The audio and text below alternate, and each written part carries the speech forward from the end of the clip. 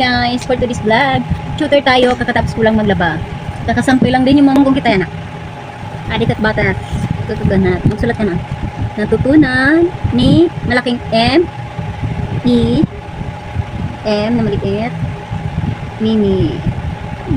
Ang tinututuan ko anay adik kay iamig assignment. Maging M, lagyan mo ng M at apple, yung dash.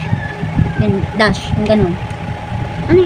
Dash, Ay, yung ganun, opo. Dito mo yung G. Saan number 2? Oo na, dyan na. Being, mas malhaba yan, maikli lang ha. Pagpalitan mo, sige na yan na. Dapat dalawang ano pa nga yan eh, sige na. Ito, maging masinop at makikita. Di ba? Agpilan? Ha? Ano to? E. Lagyan mo na dito. Ang hirap mag-tutor guys. Ano? N. Pero kailan? Wait, N. Hoy. Ano sabi mo, hoy? N! Anong sinahan tawag mo sa akin, hoy? Mama! Parang markado lang ha. Mag-best friend ka to eh. Mag-best friend kami ni Ate Bayang. Ang sexy ni Ano Ate. ba? Ano ito? N Hi yan. guys.